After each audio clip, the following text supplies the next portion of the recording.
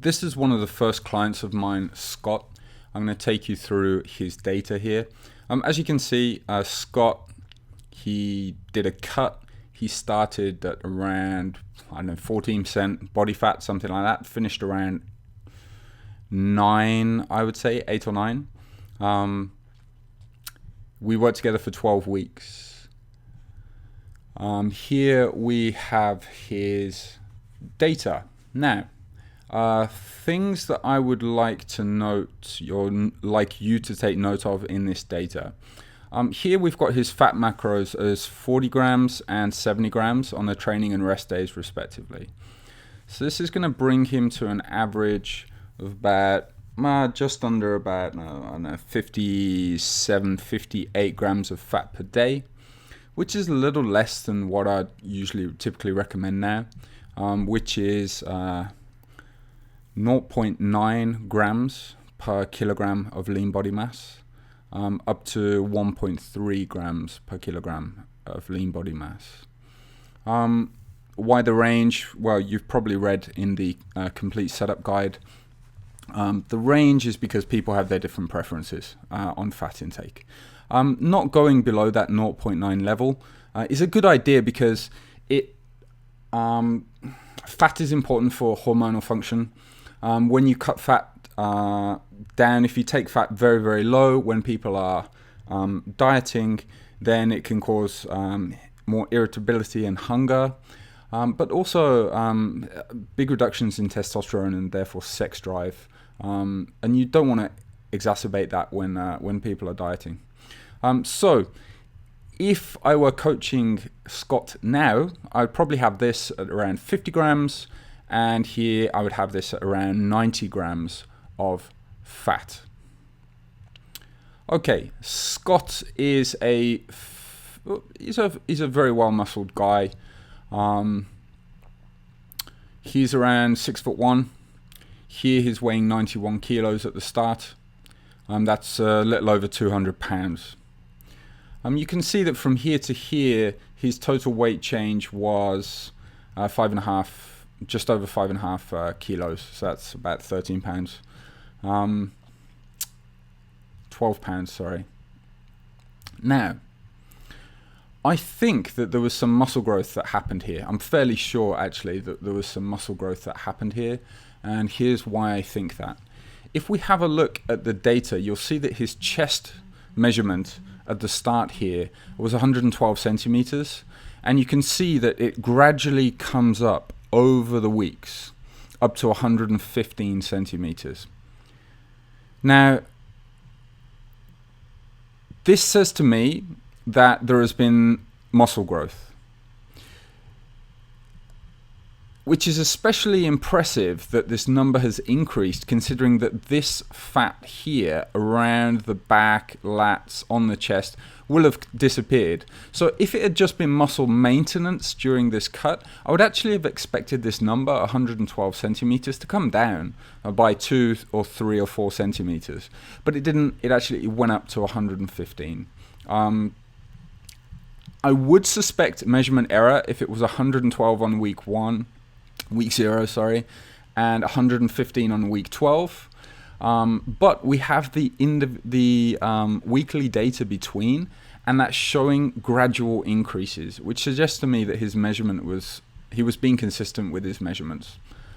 Also, we can check this by looking at his arm measurements and his leg measurements.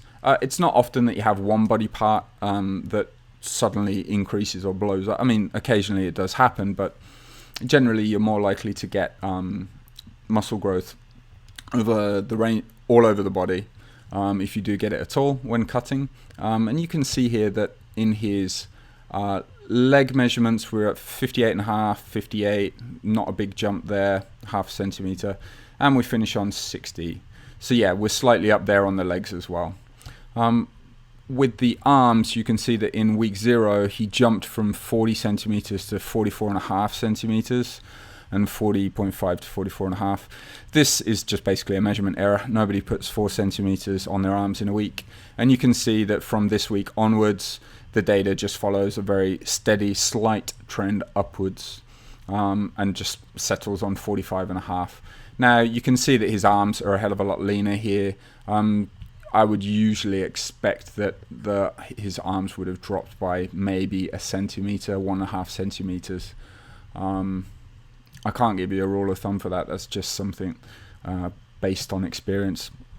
His size, his body fat percentage here, and just looking at how vascular he is here. So the fact that his arms have come up, again, a very good sign. I can't prove that there's been muscle growth, but we can be fairly sure that there has been muscle growth. The last thing to check is that have his lifts come up, and yes, his lifts have improved. 145 kilos, 5 to 162.5 for 5. An interesting thing I'd like to point out here is that Scott's deadlift, it dropped from 210 kilos, so that's about 460 pounds, to 180 in week 7 to week 8. But that's because he tweaked something in his back. I asked him to go to the doc and check it out. It turns out it was fine. And then he just took it a little more gently from there on. We had this 15% drop purposefully. Now, I take blame for this one. As a coach, I should have had a look at this data and said, okay, we're 185, then 190, and boom, there's a big jump to 205.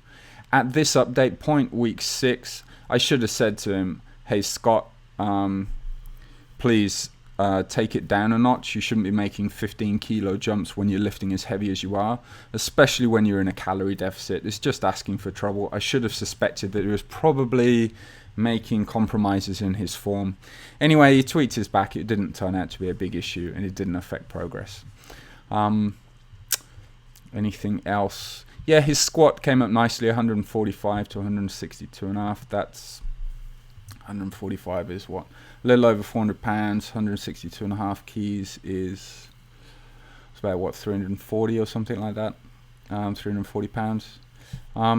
The training that we used was RPT, which you can see noted here. It was 3 days a week, and you can just click this link here if you want to see that RPT training.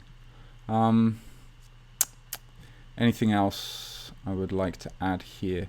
Yes, of course, the changes. You will see here that I made an adjustment in week 5. I usually do that after I wait for the first 4 weeks of data, as you will have read in the book, all of the reasons why. And then I decide to make an adjustment or not at the 4-week check-in point, which is just here. You'll then see that I made another adjustment at week 10, and then at week 12, I made another adjustment. So I'll just talk you through these adjustments now. Okay, so we can see from the data that he's dropped from 91 kilos to 89.8 kilos. That's only 1.2 kilograms, which is something like 2.5 pounds, which is not a lot for a 4-week period, given that he's starting at about 14% body fat and he's, a fairly big guy. Now, this doesn't tell us the whole picture because this is the scale weight. We need to look at the stomach measurements as well. And you'll see that his stomach measurements have dropped from 85, 86, 87 to 81.5, 83, and 83.5. So that is 3 to 3.5 centimeters that his stomach measurements have dropped by. That is about the rate, slightly higher actually, than the rate I would come to expect and hope for someone of his size and body fat in a 4-week period.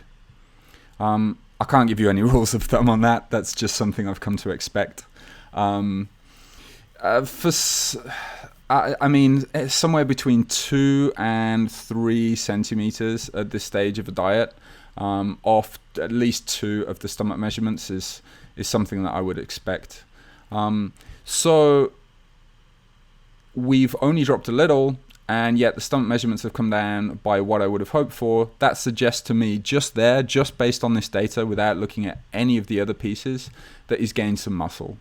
But of course, when I look at the other pieces of data, it's suggesting that he has been gaining some muscle. Now, why did I make the adjustment then? You'll see that I've dropped down the protein from 220 to 200 grams. The carbs I've dropped down by 75 grams on the training days and a 25 on the rest days. I left the fats as they are because they're already bottom line anyway. So why did I make that change? Well, he was feeling great with his training. He was sleeping well. He wasn't stressed. He's just feeling good, and he just wants to get this thing nailed in. So I decided to make the change. Yeah, you can see from here, from this point, it's quite interesting actually. Look at this 89.4 kilograms. You'll see he drops fairly steadily to the next week, but then after that it's 88.7, 88.7, 88.8. A very frustrating time for Scott at this point if he had only been taking his scale weight, but he wasn't. We didn't make that mistake. A lot of people do make that mistake. He will have seen his stomach measurements coming down just here. And that will have helped keep him motivated. But even so, 83, 83, 82 and a half, 82 and a half. It's good that he had his lifts coming up at the same time to keep him motivated there. Now, you'll see that from week 8 to week 10, on week 9 and week 10, boom, there's a little bit of a drop in weight. That is one of the water weight, water retention. One of the cases of water retention that I was talking about earlier in the book.